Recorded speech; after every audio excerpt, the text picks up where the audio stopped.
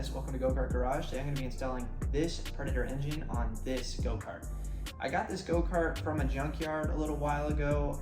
I thought it was still in pretty decent condition, so I'm going to see if I can get it to run again. In this video, I'm going to be showing you the step-by-step process on how to install this engine on your go-kart. A couple other things that you're going to need for this is a clutch and a chain or a torque converter, whichever you prefer.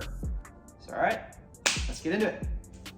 Alright, so the first thing that you're going to want to do is get your engine lined up with the 4 mounting bolt holes. Once you've got your engine lined up, you're going to want to put your 4 mounting bolts in and hand tighten them down. Don't go too tight because you're going to want to be able to move the engine forward or backward when you're putting your chain on. Now that you have your engine mounted, you can take off your air filter cap. It has a plastic side panel that attaches to the carburetor with 2 nuts. They're size 10.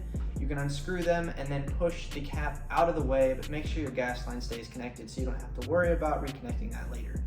Once you've taken off the air filter cap, you'll be able to see 2 metal clamps that you can attach your throttle cable to. Depending on the length of your throttle cable, if it's a short throttle cable, then you can run it in between the air filter cap and the gas tank.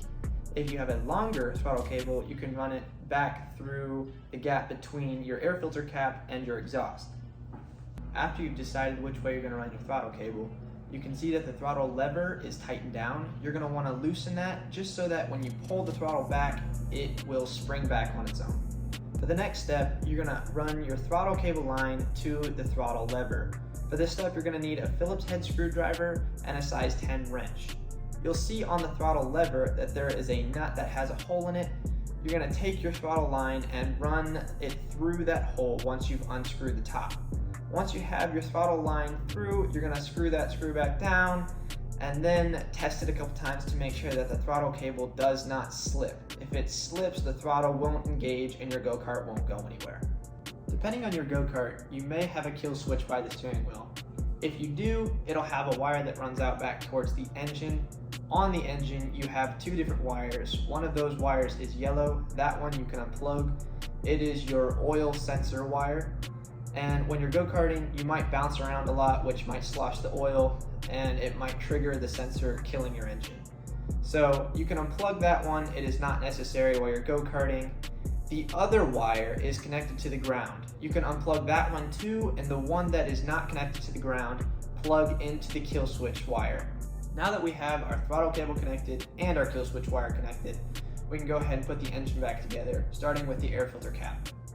The only other thing I would add is to tape off the wires, especially if you're going to drive outside when it's wet. You just want to make sure you use some electrical tape or something, just tape them off to keep them dry. Now that we have that done, you can run the chain from the clutch to the gear by the wheel. Once you get that on, you're going to want to check the alignment and make sure that it is well aligned, because if it is not aligned, then the chain will fall off. The only thing left to do is to tighten down the bolts underneath the engine to make sure the engine does not slide forward or backward when you drive. After you've attached your chain and realigned it, your go-kart should be running and ready to drive. Thanks for watching. Make sure you subscribe and leave a like.